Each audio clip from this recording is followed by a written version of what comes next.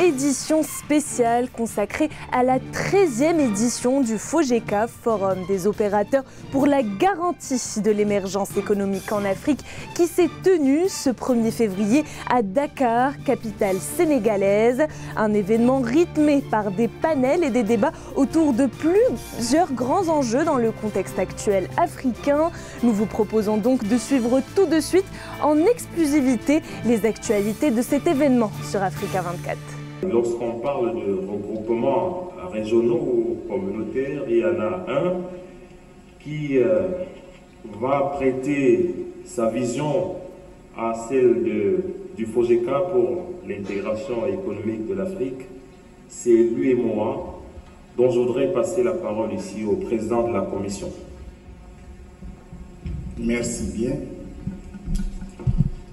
Monsieur le ministre de l'Économie, du Plan et de la Coopération internationale du Sénégal, Mesdames et Messieurs les membres du gouvernement sénégalais, Mesdames et Messieurs les ministres des pays invités, Monsieur le vice-président de l'Assemblée nationale du Sénégal, Monsieur le président du Forum des opérateurs pour la garantie de l'émergence économique en Afrique, Mesdames et Messieurs les chefs d'entreprise, honorables invités, Mesdames, Messieurs,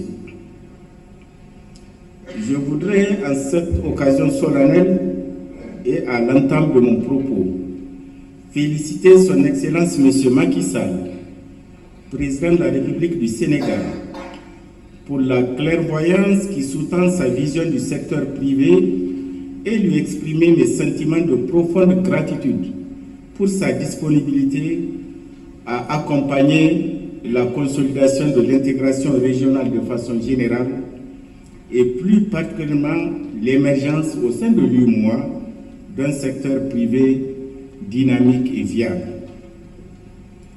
Les résultats du plan Sénégal émergent dans les divers domaines de la vie économique et sociale du pays sont le témoignage éloquent de la vision du chef d'État. S'y ajoute aujourd'hui la présence parmi nous d'éminentes autorités gouvernementales du Sénégal, marquant leur attachement à la promotion des investissements, des échanges intracommunautaires et au développement du secteur privé, acteur de premier rang dans l'essor de notre espace économique. Mesdames, Messieurs, distingués invités, je voudrais ensuite rendre un hommage mérité aux organisateurs du Forum économique pour la garantie de l'émergence en Afrique et en particulier à M. Amadou Ndiaye pour cette dynamique de recherche constante de solutions idoines pour la conquête et le maintien de l'émergence économique en Afrique et la façon dont ils assument l'animation de ce cadre de réflexion et d'échange. Dans le même sens, je les félicite pour avoir réussi le pari d'organiser de façon constante, depuis plus d'une décennie, cet important événement quand on connaît les exigences requises en la matière. Mesdames et Messieurs les investisseurs, honorables invités, en créant l'UEMOA, le 10 janvier 1994, ici même à Dakar, et dans ce même hôtel, votre serviteur a eu l'honneur de figurer parmi les témoins de cet événement historique.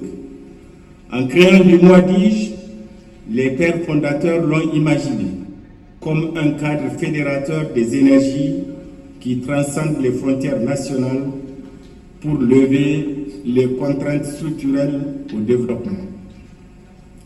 Les 8 États membres se sont résolument engagés à travers des mécanismes et politiques pertinents à bâtir un espace économique intégré et viable.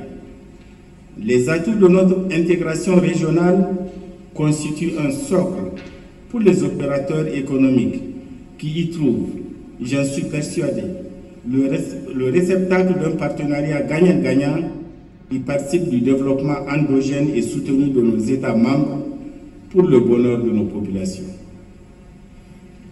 C'est pour la commission de l'UEMOA En synergie d'action avec la Chambre consulaire régionale de l'UEMOA, organe consultatif de l'Union et fêtière porte-parole du secteur privé communautaire, ne cesse d'œuvrer pour la recherche permanente des voies et moyens pour accompagner les organisations professionnelles du secteur privé et les entreprises dans leurs efforts de constitution d'un tissu économique compétitif dans notre région. La Commission s'investit également à créer un cadre propice à la saine émulation en matière entrepreneuriale, posant ainsi des bases solides à l'émergence d'un secteur privé dynamique et compétitif ouvert au monde. Honorables invités, mesdames et messieurs les opérateurs économiques, depuis le lancement du FOGECA, les manifestations qu'il organise participent de la réalisation des objectifs de l'intégration économique en Afrique de l'Ouest. En tant qu'institution d'intégration régionale, l'UEMOA ne peut rester en marge du FOGECA, qui depuis sa première édition n'a cessé de faire preuve d'imagination, ce qui lui a valu des résultats probants. Aussi, la pérennité de ce forum témoigne, s'il en était besoin, de l'adhésion de l'ensemble des parties prenantes à ses ambitions, sa philosophie et sa démarche. Par ailleurs, les thèmes retenus pour cette édition portant sur les ressources naturelles, le transport aérien et maritime en Afrique, le financement de la construction de logements décents dans nos pays et les télécommunications couvrent une large partie des problématiques essentielles au développement de nos États membres. À ces problématiques, la Commission s'attelle à impulser et à coordonner la recherche et la mise en œuvre de solutions au niveau communautaire. Merci, Monsieur le Président de la Commission de l'UEMOA. Votre propos a le mérite de redonner confiance au secteur privé, en faveur duquel vous œuvrez pour l'émergence dynamique et viable, en lui offrant un cadre fédérateur d'énergie pour, in fine, lever toutes les contraintes structurelles. C'est plein de motivation, croyez-moi. Votre vision doit, j'en suis sûr, être endossée par les parlements de nos pays. Et je voudrais tout de suite inviter M. Tiek Tidiane Gadio, vice-président de l'Assemblée nationale du Sénégal, pour son propos de circonstance.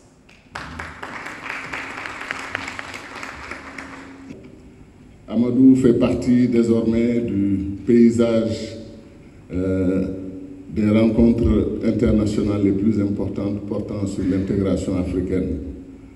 Il mène un combat inlassable, un combat tenace, un combat qu'on pourrait même qualifier d'obstiné, parce que chaque année, c'est un véritable combat de 10 mois, 11 mois, pour nous offrir un tel forum.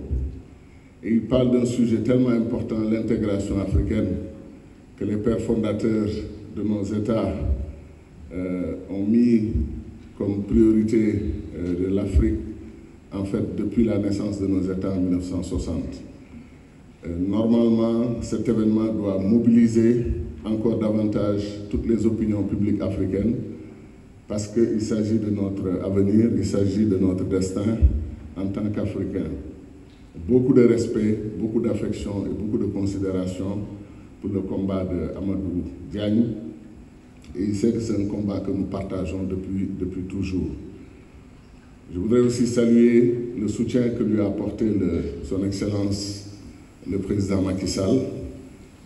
Il sait qu'on en a parlé, que c'était un soutien franc, un soutien sincère, et que le président du Sénégal est aussi très engagé dans tout ce qui concerne l'intégration africaine. Notre pays a eu la chance d'être une terre précurseur dans le panafricanisme. Depuis le début du XXe siècle, on a eu les grands ténors du panafricanisme qui sont exprimés ici au Sénégal. Un d'entre eux, parmi les plus illustres, c'est le professeur Cheikh Anta Diop, qui ne fait l'objet d'aucun doute en termes d'engagement, de combat inlassable pour l'unité des Africains. nos pays ont choisi donc l'intégration africaine comme moteur de notre développement et de notre futur. Les panafricanistes comme moi souhaiteraient qu'on ajoute une bonne dose d'engagement politique dans l'intégration, parce que comme le disait l'ancien président du Sénégal, le président Abdoulaye Wade, qui enseignait un cours à l'université de Dakar sur l'intégration africaine, il disait qu'il était tellement convaincu que l'intégration économique est d'abord et avant tout politique, qu'il terminait toujours son cours annuel sur l'intégration économique en disant à ses étudiants: tout ce que je vous ai dit prouve en fait que l'intégration est d'abord et avant tout politique. Et c'est pour ça que je pense que les rencontres de ce genre sont extrêmement importantes. Les thèmes choisis aussi sont très très importants. Mais je voudrais saluer d'abord, avant de brosser rapidement, dire un mot sur les thèmes, saluer mon frère et ami le ministre Amadou Hott, qui représente aussi le visage des nouveaux cadres africains qui s'engagent pour leur pays et qui abandonnent parfois des positions et des privilèges très très importants ailleurs pour venir servir leur pays. Nous sommes très fiers de son engagement. Je le connais personnellement depuis plus d'une dizaine d'années et je sais que c'est un grand cadre africain et sénégalais et qu'il va le prouver à son pays. Donc je salue sa présence à côté de Amadou Diagne. C'est un signe distinctif aussi de l'engagement de l'État du Sénégal quand le ministre de l'économie et en fait qui s'occupe de l'intégration africaine aussi est présent dans cette salle. La République démocratique du Congo, représentée ici, son président représenté par un envoyé spécial, c'est aussi un signe, une preuve éclatante de l'importance de cette rencontre. J'ai toujours défendu, tout le monde le sait, que la République démocratique du Congo est le socle de la Renaissance africaine. Tant que la République démocratique du Congo sera dans des difficultés, toute l'Afrique sera dans des difficultés. L'acte fondateur le plus dur pour lancer la Renaissance africaine, cet acte, c'est de refonder la République démocratique du Congo. C'est une bataille que nous menons, la paix au Congo, l'utilisation optimale des ressources du continent africain, dans le pays, comme je l'appelle, le pays le plus riche du monde potentiellement, et où des contraintes extérieures, des contraintes internes, une histoire particulière, notamment l'assassinat de Lumumba, qu'il ne faut pas avoir peur de mentionner, comme étant un acte dévastateur pour tout le continent africain. Ce pays-là est fondamental pour l'Afrique. Je pense que tous les Africains devraient se considérer comme des Congolais, parce que le Congo, c'est notre destin, c'est notre présent et c'est notre futur.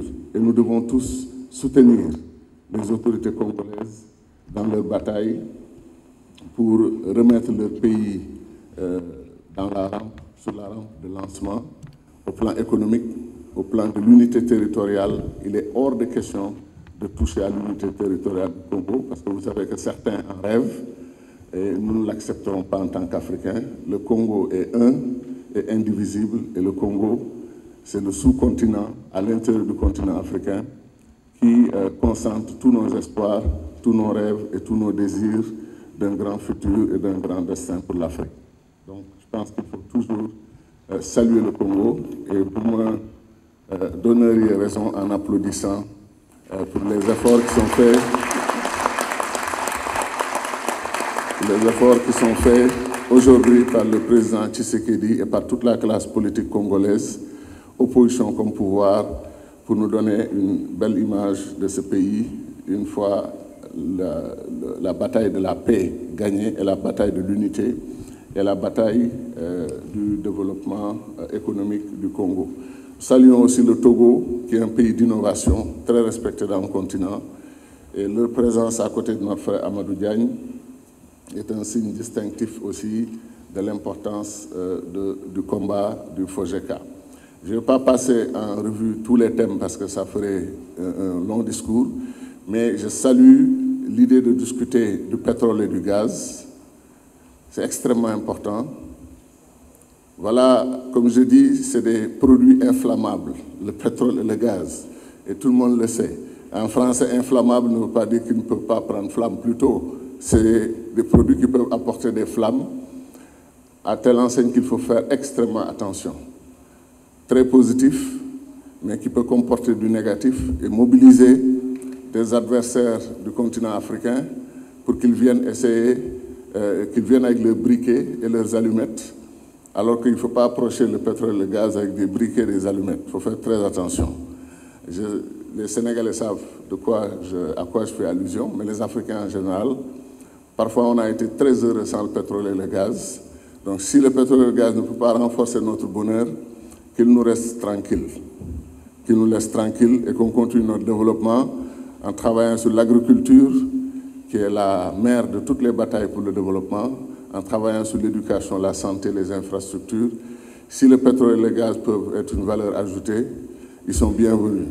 S'ils sont une valeur négative qui nous amène en arrière et qui nous crée des dissensions et des guerres de positionnement, etc., nous le remercions pour sa gentillesse, pour leur gentillesse, le pétrole et le gaz, mais qui reste à 6000 mètres sous la mer ou sous la terre et qui nous laisse continuer le combat pour développer nos pays et développer notre continent. Pour le reste, les villes intelligentes, c'est très bien. La bataille pour le numérique, c'est important. Un seul concept peut-être que je demanderai aux panélistes de revisiter, le concept de rattrapage. Je suis plutôt d'accord avec Felwine Sarr, le grand philosophe économiste sénégalais, quand il dit que l'Afrique n'a personne à rattraper qu'elle-même. Je trouve que c'est une question de philosophie fondamentale. L'Afrique n'a personne à rattraper qu'elle-même.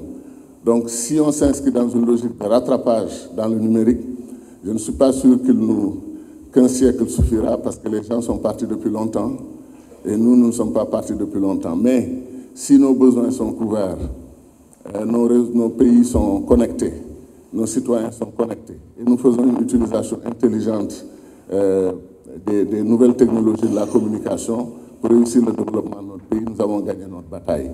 Donc l'Afrique doit prendre ses propres critères pour mesurer son avancée dans le numérique plutôt que de vouloir rattraper les États-Unis, le Japon, la Corée du Sud. Ça va être relativement compliqué.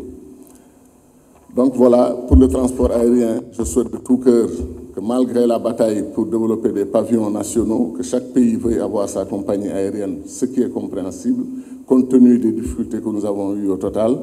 Mais je pense que bientôt le maître mot sera la mutualisation. Mettre en commun, plutôt que la compétition ruineuse entre nos pays.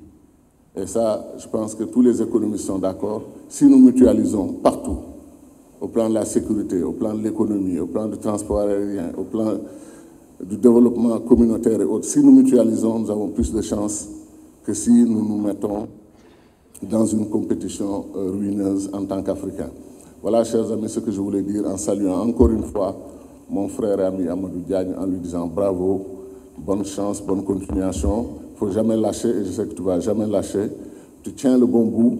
Un jour, des milliards d'Africains, 1 milliard d'Africains ou plus, te rejoindront dans ton combat parce que l'intégration africaine et l'unité du continent, c'est ça notre véritable combat. Merci. Merci, Monsieur le Vice-président. Peut-être que M. Amadou Diagne souhaiterait dire juste un petit mot avant le ministre pour le discours d'ouverture. Oui, Monsieur le ministre, je voudrais juste...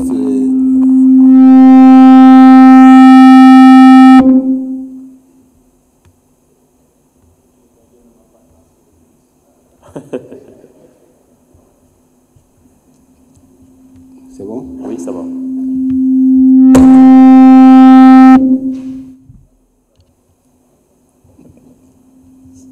Allô? Voilà.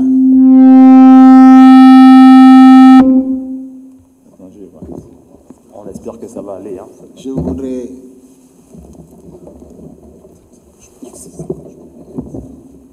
Monsieur le ministre, c'est très important pour moi, ce que je veux dire. Je voudrais juste signaler la présence dans la salle d'une dame dont le père a beaucoup contribué à la création du FOGECA. Le FOGECA a été créé au Sénégal. Il a été le premier chef d'État à me recevoir, à me conseiller et à m'accompagner dans nos objectifs. Donc, Madame Rachel, la fille du président Yahi Boni, je vous remercie et je signale votre présence. Parce que votre papa a beaucoup fait pour nous. Beaucoup pour le FOJECA. Je vous remercie pour avoir fait le déplacement. Merci beaucoup. Merci.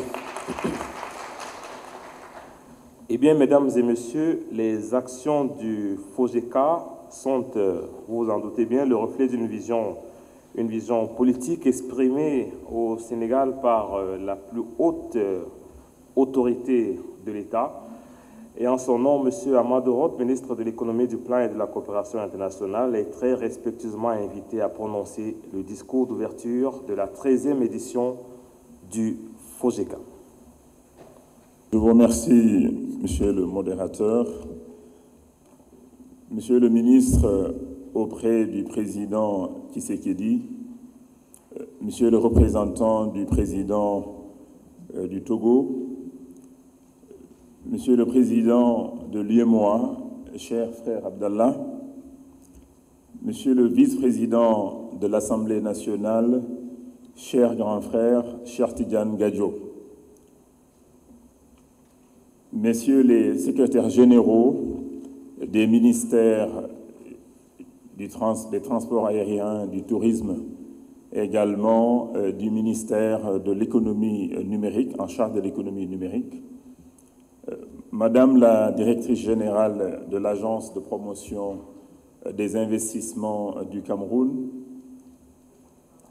Mesdames, Messieurs les représentants des institutions sous-régionales, Monsieur le Président du FOJECA, cher Amadou, Mesdames, Messieurs les présidents des organisations professionnelles et patronales, Mesdames, Messieurs les représentants des institutions internationales, Mesdames et Messieurs, chers invités, chers membres de la presse, c'est avec un immense plaisir que je préside ce matin la cérémonie officielle d'ouverture de la 13e édition du Forum des opérateurs pour la garantie de l'émergence en Afrique, FOJECA. Tout d'abord, je voudrais, au nom de son Excellence, M. Macky Sall, Président de la République, et en mon nom propre, souhaiter à tous et à toutes la bienvenue au Sénégal, terre d'hospitalité. Ma présence parmi vous traduit l'intérêt que le gouvernement accorde aux organisations professionnelles du secteur privé, au sein desquelles le FOJECA joue un rôle important, mais également l'intérêt que notre gouvernement porte à l'intégration africaine. À travers le FOJECA, je voudrais saluer tous les acteurs du secteur privé africain qui œuvrent au quotidien pour une meilleure intégration économique en Afrique. C'est une voie appropriée pour accélérer l'émergence de notre continent. Aussi, permettez-moi de féliciter M. Amadou Diagne, notre frère Amadou Diagne, président du FOJECA, et toute son équipe pour les efforts inlassables déployés en vue de l'organisation de cet événement qui contribue au renforcement de l'intégration africaine. Mesdames, Messieurs, ce forum se tient dans un contexte mondial où l'Afrique suscite un intérêt grandissant du fait notamment, d'abord, de ses immenses ressources naturelles inexploitées, constituant un potentiel d'investissement considérable, de la jeunesse de sa population pouvant lui procurer un dividende démographique certain, de son dynamisme économique se matérialisant par des taux de croissance élevés dans bon nombre de pays, parmi lesquels le Sénégal, qui a vu sa croissance économique se hisser à hauteur de 6,6% en moyenne durant les 5 dernières années, contre une croissance autour de 2-3% durant la période précédente. Il s'y ajoute que des réformes majeures sont engagées sur le continent pour améliorer la gouvernance, lutter contre la corruption et renforcer la viabilité des cadres macroéconomiques. À ce titre, l'Afrique constitue un potentiel pôle de croissance pour le monde, pour les années à venir, et un abri sûr pour les investissements directs étrangers et les capitaux internationaux. C'est la raison pour laquelle le Sénégal, sous la vision éclairée de son Excellence, M. Macky Sall, président de la République, a toujours soutenu les chantiers de l'intégration africaine qui visent à libérer le potentiel de notre continent. Mesdames et messieurs, il n'est point besoin de revenir sur les vertus de l'intégration et des objectifs visés par les politiques en la matière. En tout état de cause, face à l'étroitesse de nos marchés nationaux, nos États n'ont pas d'autre choix que d'emprunter la voie de l'intégration. Cette voie permet de construire de grands ensembles économiques, pouvant insérer le secteur privé africain dans les chaînes de valeur mondiales. Les pays africains ont une claire conscience de cet objectif. Ils ont à cet égard entrepris beaucoup d'initiatives pour sa réalisation. Même si les résultats sont encore en deçà des attentes, notamment au plan des échanges intra-africains, qui font à peine 15% seulement d'échanges intra-africains, alors que l'Union européenne est à 60% et l'Asie à 70%. Notre continent doit en conséquence s'organiser pour augmenter le volume de ces échanges internes. C'est le seul moyen de construire et de développer des chaînes de valeur régionales pouvant produire des champions nationaux. Une étude de McKinsey a montré que sans la création de champions nationaux, il n'y a point d'émergence. Tous les pays de l'Asie du Sud-Est qui se sont transformés durant les 40 dernières années ont créé des champions mondiaux qui sont en concurrence avec les grandes entreprises occidentales. Et l'Afrique doit et devra faire la même chose. Dans cette perspective, il est heureux de souligner que l'entrée en vigueur de la ZLECAf suscite beaucoup d'espoir. Elle constitue une bonne opportunité pour le relèvement des échanges intra-africains et l'intégration régionale de nos économies. Mesdames et messieurs, en décidant d'organiser ce forum économique international sur le rôle du secteur privé dans un cadre global de l'intégration économique en Afrique, le FOGECA s'inscrit dans une démarche pragmatique pour relever les défis de l'intégration. Sous ce rapport, les thèmes qui sont proposés dans le programme, notamment le pétrole et le gaz, les transports aériens et maritimes, le partenariat public-privé et, je vais quand même utiliser le mot, le rattrapage numérique, pour être fidèle un peu au thème proposé par le FOGECA, même si je partage aussi la position de mon aîné, donc le président Gadio, l'Afrique quand même sur le plan numérique est quelque part en avance par rapport à beaucoup de pays.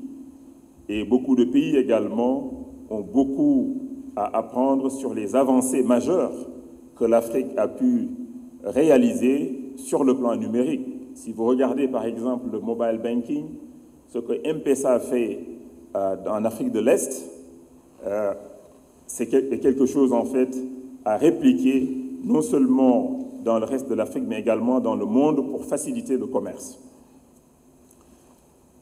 Monsieur le Président du FOGECA, ces facteurs, par contre, ont besoin d'investissements massifs. Leur satisfaction nécessite plus d'innovation. C'est pourquoi l'implication du secteur privé dans le financement du développement pour réduire le gap infrastructurel est devenu un sujet majeur de discussion. Ainsi, il est fortement attendu du Forum des propositions sur les approches à mettre en œuvre pour une contribution des privés africains dans l'investissement au niveau de ces secteurs majeurs. Il convient, dans cette optique, de discuter en profondeur sur les rapports entre le secteur public et le secteur privé, notamment les modalités du partenariat public-privé, ses facteurs de succès, ses difficultés et ses risques. Mais quand même, je vais rajouter aussi la place du secteur privé national, du secteur privé africain dans l'exécution des partenariats publics-privés, donc dans l'exécution de ces projets, mais également dans l'actionnariat des sociétés de projets. Quand nos pays signent des contrats de partenariat public-privé avec des multinationales, il est important que notre secteur privé également africain puisse avoir sa part.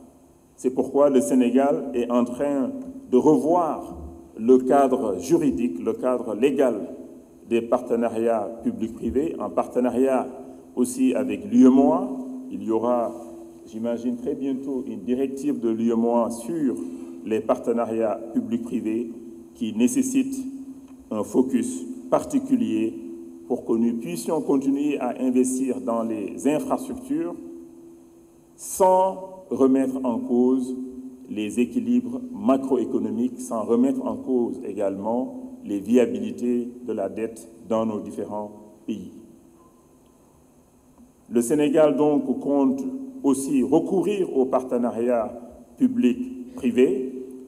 D'ailleurs, à la fin du mois de février, il y aura un séminaire important sur ce sujet et nous espérons aussi qu'au mois de mars, aller à l'Assemblée nationale pour une révision donc de ce cadre sur les partenariats publics-privés. Le Sénégal a beaucoup investi durant la première phase du plan Sénégal émergent pour soutenir la croissance, pour la création d'emplois, pour impacter positivement nos populations avec des projets et programmes sociaux majeurs. Et tous ces investissements donc ont permis d'obtenir les 6,6% de croissance en moyenne pendant 5 ans. Pour continuer cette croissance et soutenir cette croissance et créer des emplois, il faudra que notre secteur privé prenne le relais.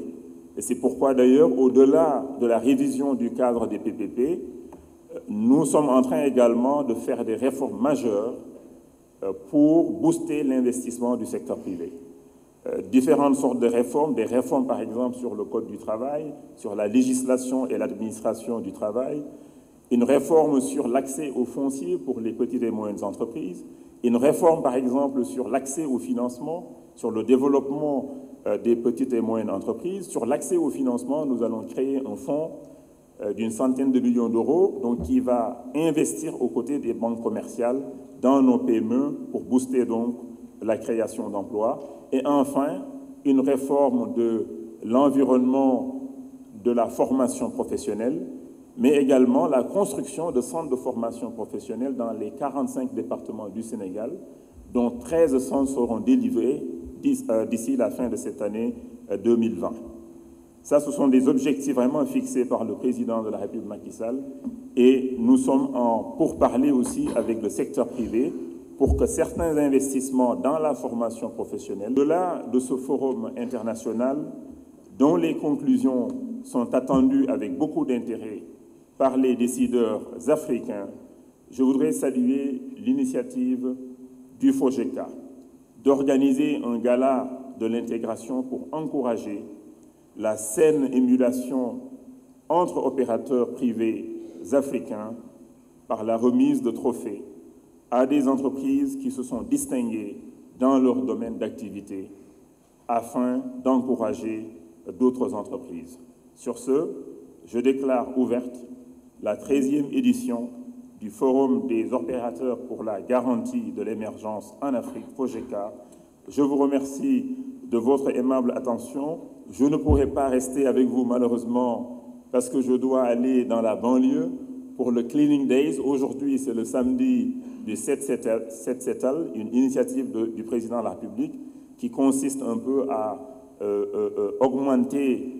à lutter contre l'insalubrité. Donc tous les décideurs sont encouragés à retourner dans leurs communes, travailler avec les populations, nettoyer leurs quartiers. Donc tout à l'heure, je serai à Yeumbeul Sud pour nettoyer un grand marché dans Yeumbeul Sud avec d'autres partenaires, d'autres amis et les populations. Merci. Merci beaucoup.